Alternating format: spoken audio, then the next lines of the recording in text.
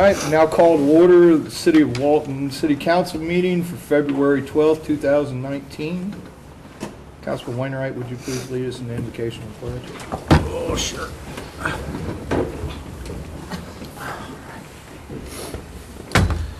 Dear Lord, thank you for bringing us together tonight safely, and we ask for your blessing for all the people in our great community. Let us pray for the police officers and firefighters that protect our families and neighbors and friends every single day.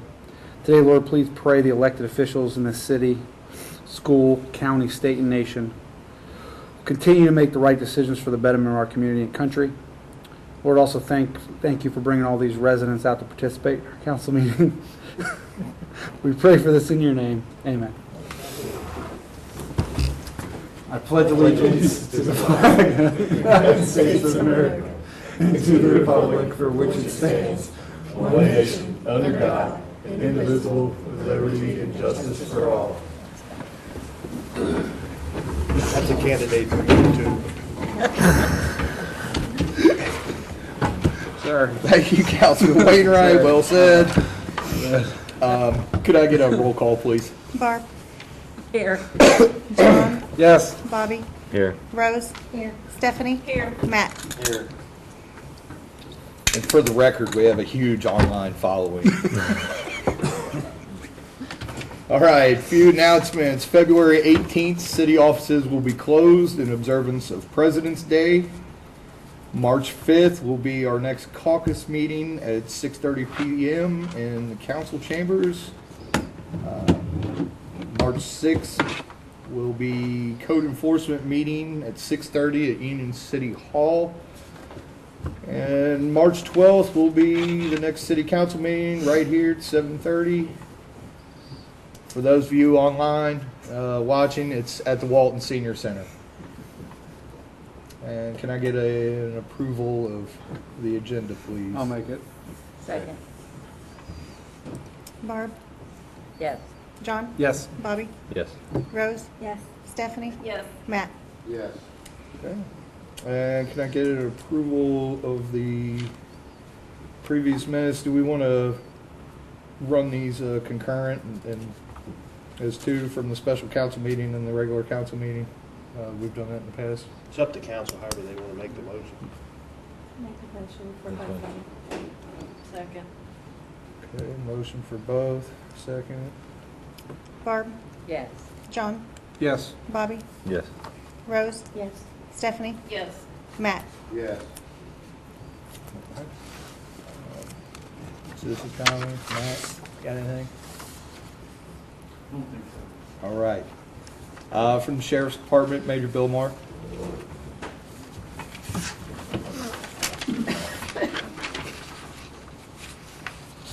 Thank you, Mayor.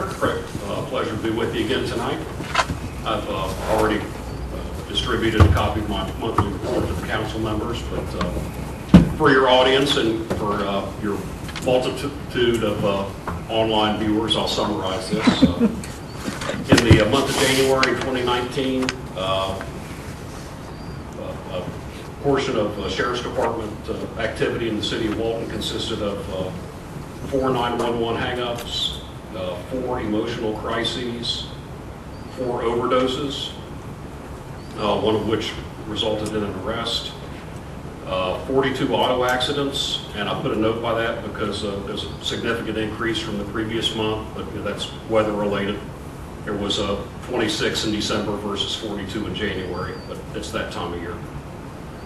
22 alarm drops, 5 animal complaints, 39 business checks, 5 criminal mischief reports, 12 domestics, 11 reports of intoxicated persons, either on alcohol or drugs, a fraud report, 2 juvenile calls.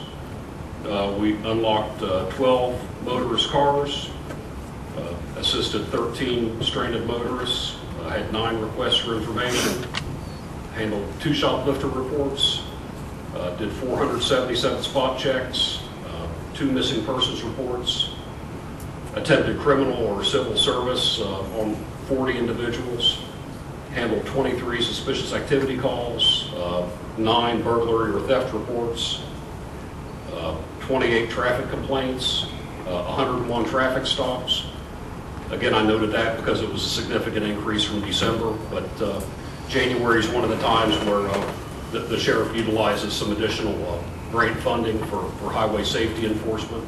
So no doubt the city of Walton was a recipient of some grant-assisted traffic enforcement.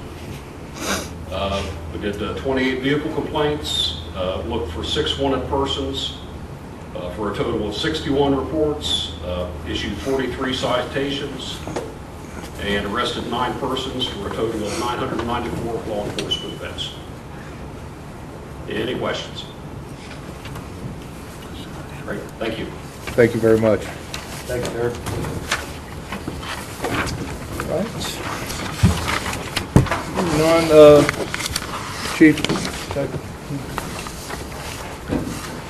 Joey Vest, Fire Department.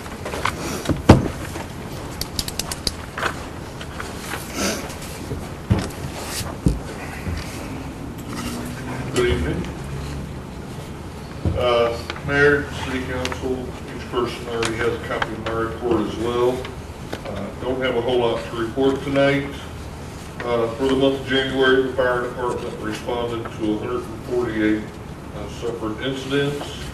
Out of those 148 incidents, 131 of those was EMS related. As you can see the breakdown of the EMS calls, out of 131 calls, 24 of them was auto accidents. We had 16 cardiac related calls, 16 falls, 11 general illnesses. A lot of that's got to do with flu season, no doubt. 9 respiratory emergencies, 7 seizures and psychiatric or behavioral issue type calls, and then 6 overdoses. Everything else listed is 5 or less of that type of call. You would see the fire truck out responding emergency a lot more than 17 times throughout the month, and that's because a lot of these types of calls that we've had, auto accidents, overdoses, people unconscious, medical emergency alarms, cardiac arrest calls, the fire engine will respond with an ambulance. Additionally, both of our ambulances, I think it happened at least twice during the month of February, or January rather, excuse me. If our ambulances was all out on calls, then they'll do something called a first response to go on and get EMT or a paramedic on the scene and begin treatment, while an ambulance from the neighboring department comes in from a further distance. So, there was no large fires or anything to speak of during the month of February. So overall, not a bad month. Anybody have any questions? I have one. You have an animal bite attack here. What kind of animal was it? I believe that was a dog that attacked a child. Do you know what type of dog? No, ma'am. Is there a way we can find out? That I don't know. I went back to the report, and unless the medic documented type of dog, and I'm not 100% certain that that was even in city limits. That may have been in King County or something as well. I'm curious as what type of dog, because we have that issue with the type of dogs that people have in Walton. Sure, And sure. I've noticed several running around town here in the last couple of weeks. Okay. Well, I can do my best to try to track it down for you. Okay, And I I'll appreciate find it. out for sure. I'll get back with you and let you know. Okay, you got my number and you know where I work.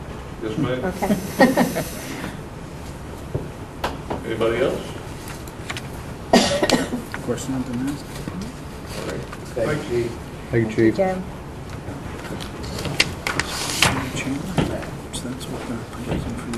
All right, Cardinal Engineering, Matt Bogan. Thank you. So you guys should all have a copy of my report already. We got some good news on the pedestrian bridge that our phone calls from Norfolk Southern about the buttons. They agreed to ease off on that. They are going to issue a waiver that we don't need to replace and rebuild the buttons and the piers. There's I've been in touch with their government relations liaison, but he's kind of just the middleman. So he said that he's getting the engineering department to follow up with me and actually issue something in writing saying that they are removing that requirement. In the meantime, I've asked Civil Solutions not to go any further on the abutment design because it seems like there's much need for it at the moment. And as soon as I get that follow-up from the railroad, I'll send the last comment set back and hopefully put all this behind us. For road projects, I put together some preliminary cost estimates for some of the projects that were put out for consideration. Chandler Drive, I talked to Roger about it. He was aware of at least one overlay on it. He thought that was all. So it's possible that we could go with another mill and overlay project to save money versus a full remove and replacement. But I'll leave that up to you guys. So the mill and overlay project would be about $107,600 versus $446,400 for a full repaving job. And the other one, that potential project that came up was High Street, Scott and Harris. That would also be a mill and overlay, and that one came out to $57,100. So whatever council thinks, as far as project priorities, or if there's even any others you'd like me to take a look at, we can start getting some more detailed numbers together. With High Street, did you get us together a price on gravel? Like replacing the gravel on the road? Somebody said High Street was a gravel road, so I was just, wanted to see where we go with that. All right, I'll kid aside. All right. And then the MS4, the stormwater program, I think we're making pretty good headway on that. City attorney's got the ordinances drafted that the Division of Water requires, the list of discharges, the post-construction requirements. We've got, our survey crew's got the base map put together, and they were getting started on the field work last week, right around when it started raining for about a week straight, so I don't think they got too far into it, but they expect it'll only take about a couple days to walk what we have mapped and get some GPS data on it. We had a progress meeting last week, myself, Mayor, Public Works, Sharon, and Roger, just to kind of go over where everything stands right now, kind of skim through the draft report and put together the goals of what we'd like to address this year. So, yeah, really just a handful of loose ends that I'm waiting on, and then we can get everything sent into Division of Water. I bet we should be on time next week. Any questions? We have any idea what this will impact financially? We talked about that a little bit in the meeting, and we expect that there's a large upfront cost, just the putting together the map, the legal, the stormwater report. After that, the ongoing expenses are mostly duties that are already carried out by Boone County Public Works in the fiscal court, reviewing plans for new developments, construction inspection, that stuff that they're already doing for the city. So I might have a little bit more involvement on the review side. Other than that, just putting together an annual report to send down to Frankfurt, just showing, here's the progress we've made towards our goals. Here's our new objectives for the upcoming year, and then just giving you guys a status report every so often.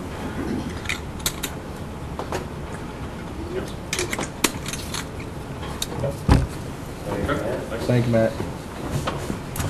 All right, what everyone has been waiting for, next up is our audit presentation.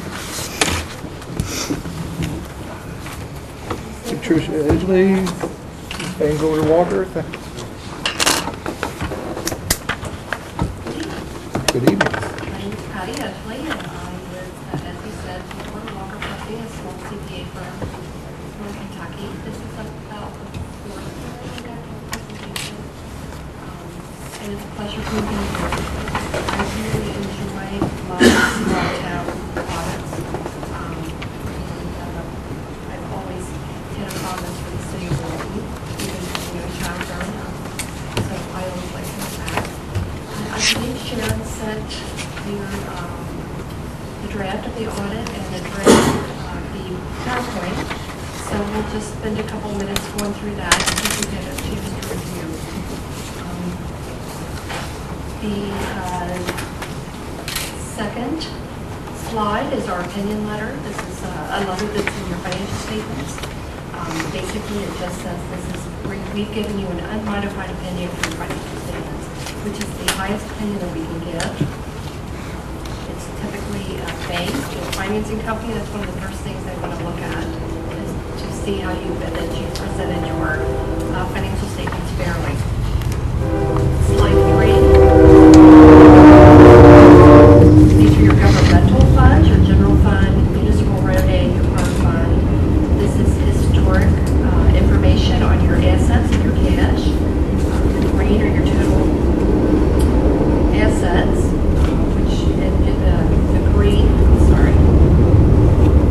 the green is your assets. Blue is your assets, the green are your cash and CDs. As you can see, they both decreased a little bit, about $200,000. Your cash and CDs went down 23% from the prior year. We have a rule of thumb that we like to see about that you have enough cash in the bank for about 3 months worth of your operating. Because at the end of June, then you have about 3 or 4 months until you start receiving your property tax revenue. So for you, 3 months would be $351,000. You can see the red arrow. You have $1.7 million in cash. So you have, without receiving another dime of income, you can pay expenses for 15 months. So you have a very good cash position. Slide 4. These are your utility funds.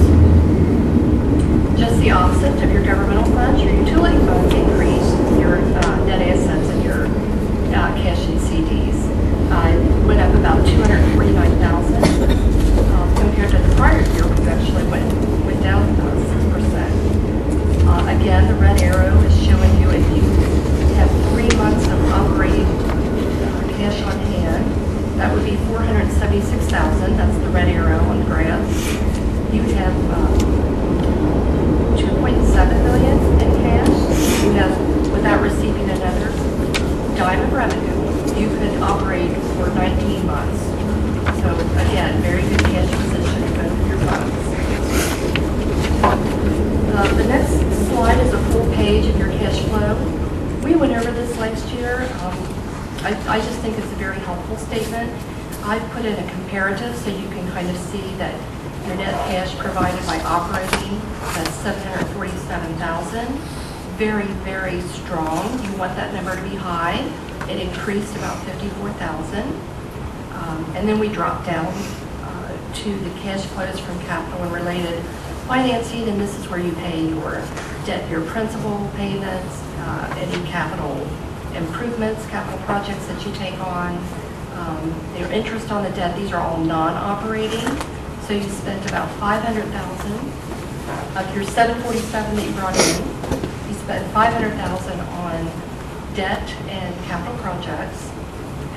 So the third line from the bottom, your net increased in cash, $249,000. That is mostly a decrease in your capital assets or capital purchases for the year.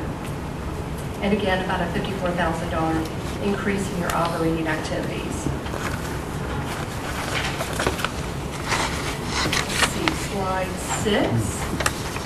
These are your liabilities for your governmental activities, again, which is your general fund, your municipal road aid.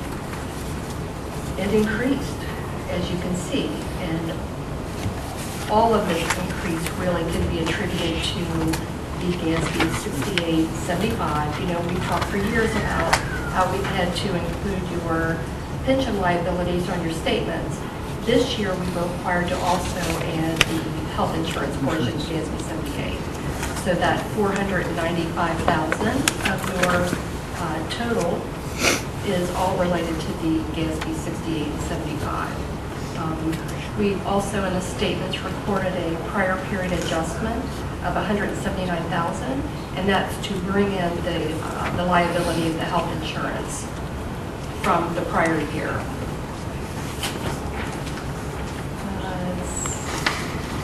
Slide 7 is water and sewer liability comparison. You decreased your debt about 218,000. You're paying it down consistently. We recognized in this fund an additional 253,000 of your pension and health or OPEB liability. So that accounted for that increase in your liabilities. Page 8, revenues expenditures, your governmental funds. You can see the red line are your total expenditures. They really increased this year much above the revenues. I think the excess was about 221,000. Most of this can be attributed to we had a couple streets projects. We had park equipment that you bought about $60,000 in park equipment. I think you purchased a new vehicle. So most of that is attributed in that increase in your expenditures. Slide 9. This is where I'm just taking your total expenditures of 1.6 million and breaking it down by categories. And you can see again your capital outlay was 488,000, which was much higher than the previous year.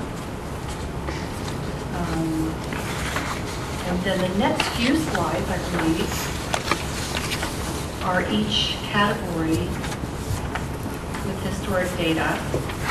So you can see your general fund increased about 13%. Not sure why, but your utilities increased quite a bit. We tested them. They were correct. I just don't. It looks like they increased about $37,000. So that might be something you want to take a look at. You also had a pretty decent increase in your legal fees. Your senior center was another 15,000 increase. Public Works, the next slide, that stays consistent pretty much from year to year, you can see. The next slide is 12, your capital outlay expenditures. You can see that's a big jump from the previous years. Water and sewer, relatively consistent on page 13, or slide 13, I'm sorry. Relatively consistent. I did want to point out that your sludge hauling, I find this interesting. In fiscal year 18, you spent $409,000. This year was $252,000, so you're still seeing it increased over previous year. You're still seeing a huge savings by what you're doing now with your sludge hauling. Your water purchases were up, but I believe your water revenue was up, so that makes sense. And then the next slide is just a recap of your debt service for the water and sewer. Then the next group packet is your actual draft of your financial statements. I'm not going to go through these. I just want to point out on page 4 through 10, I believe, is a management discussion and analysis. That gives you comparative information for 2018-2017. I also usually go down and break out your capital expenditures and tell you what your increases were, what your purchases were. So that's, we talk a little bit about the GASB 6875 liability recognition. And then the next few pages are the statements themselves. And all the slides, the information on the slides, come directly from the statements, pages 11 through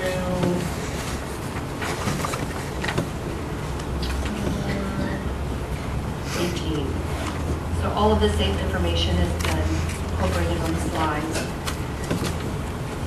19 through 37 are the notes to the financial statements. Probably 8 pages is the summary about the OPEB and the pension liability. You can read that on your own. It does talk, the notes are good information to tell you about your accounting policies. It gives you your debt, what you paid in your debt, how you retired it, your projection, what you're going to be paying over the next 5 years.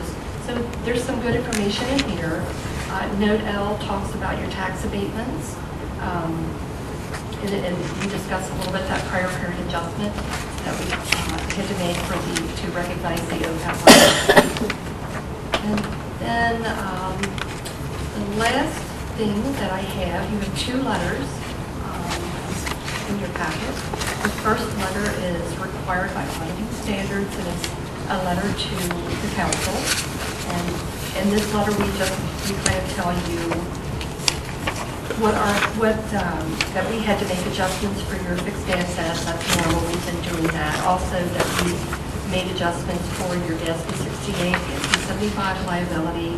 We make this in every city or every governmental entity that we audit. We make that adjustment. We go into the adjustments that we made. We talk about if there were any problems that we had with management.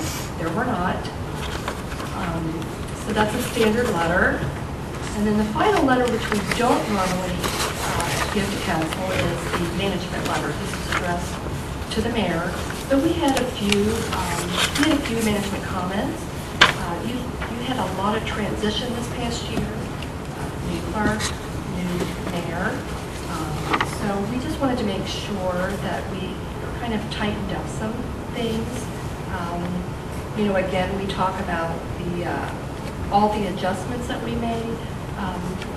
I talked with Dave Baker. Actually, we had scheduled the audit before he could get here. That's one reason we have so many audit adjusting entries.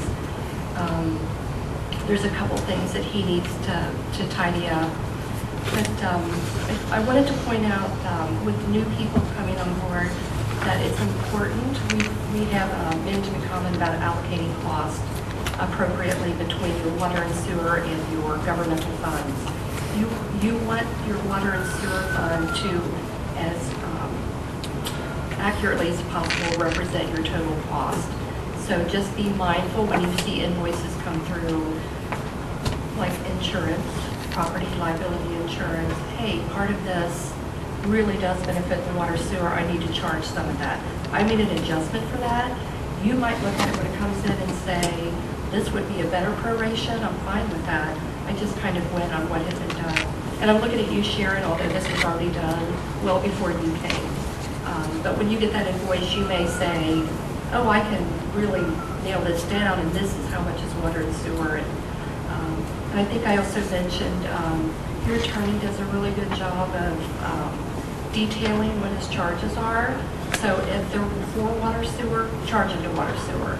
If they're for general fund, general administration, then they need to be charged to the general administration. Just again, really want to be as accurate as possible because you're basing your rates, what you charge your customers on, partly on your expenditures. So you don't want to inflate those, or you just want them to be as accurate as possible.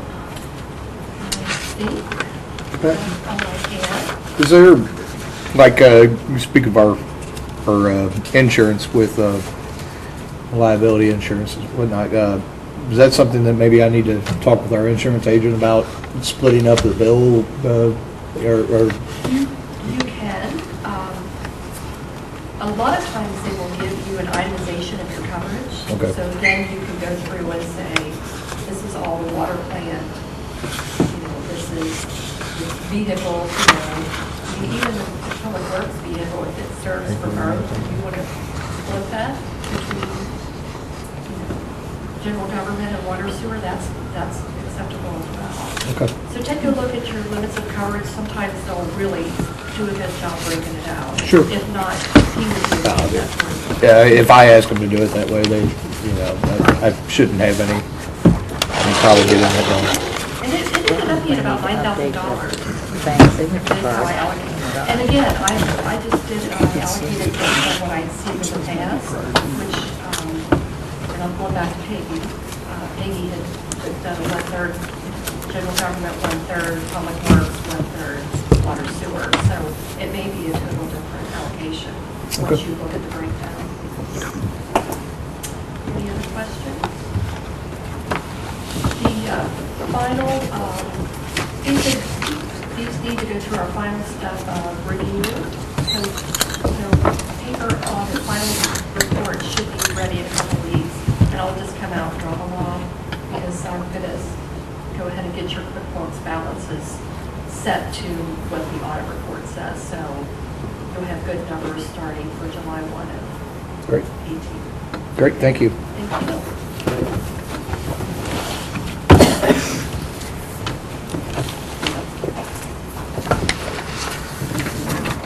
All right.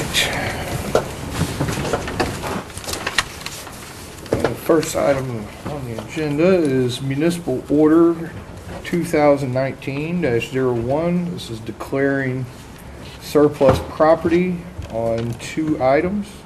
It's a 1998 Chevy pickup and a 7-foot Western snowplow.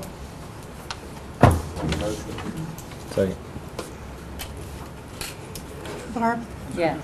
John, Yes. Bobby, Yes. Rose, Yes. Stephanie, Yes. Matt. Yes.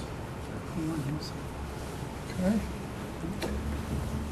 We will get that out in the paper here shortly. And we'll accept bids on that, sealed bids.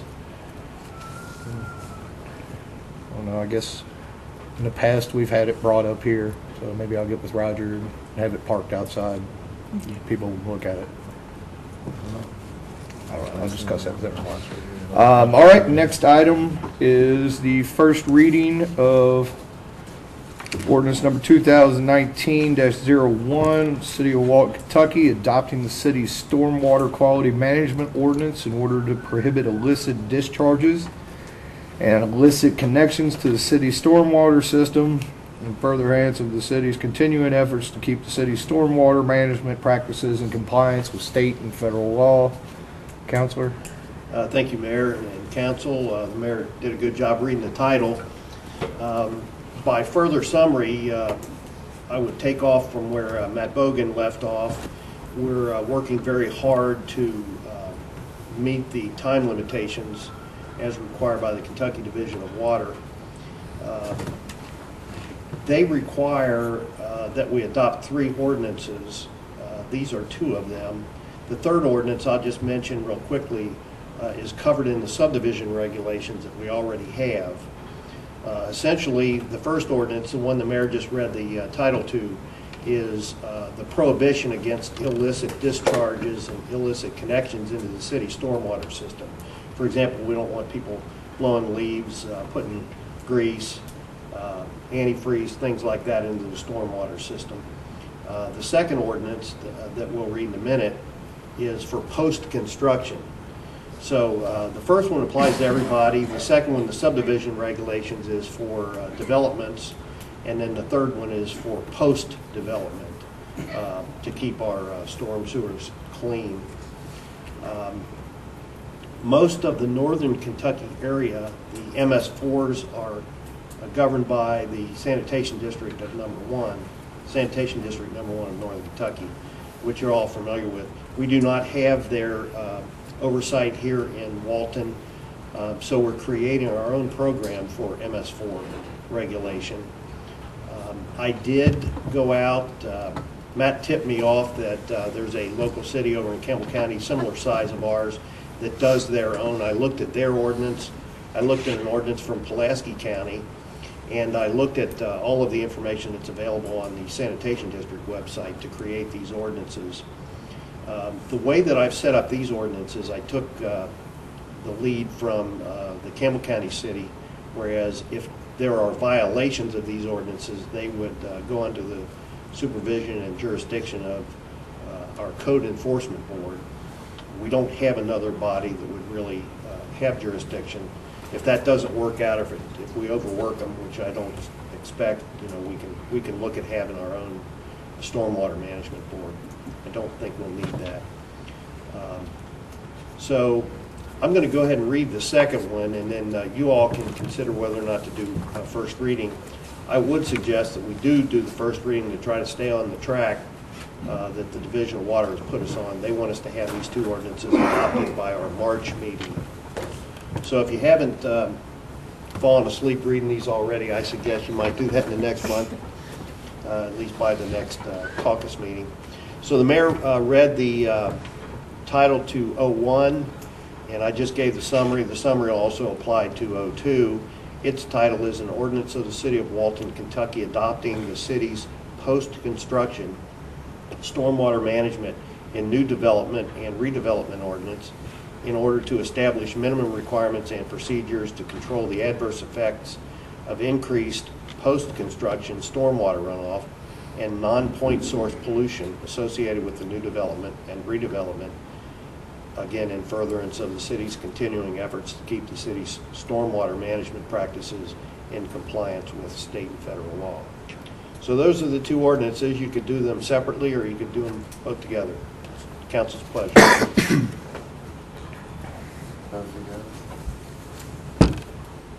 Motion. Doing them together. Got a motion to make them both together? Barb? Yes. John? Yes. Bobby? Yes. Rose? Yes. Stephanie? Yes. Matt? Yes. Thank you. That's all I have, man. Right, that's it for the business side of it, and we'll move on to council comments. Councilwoman Farrow? Good. Councilman Wainwright? I'm good. Cool. Councilman McDonald? Nothing. Nothing. Councilwoman Beach? Councilwoman Williams? Happy Valentine's Day to everyone. All right. Such a lover. All right. I won't hold anybody up either. I don't have anything to say either.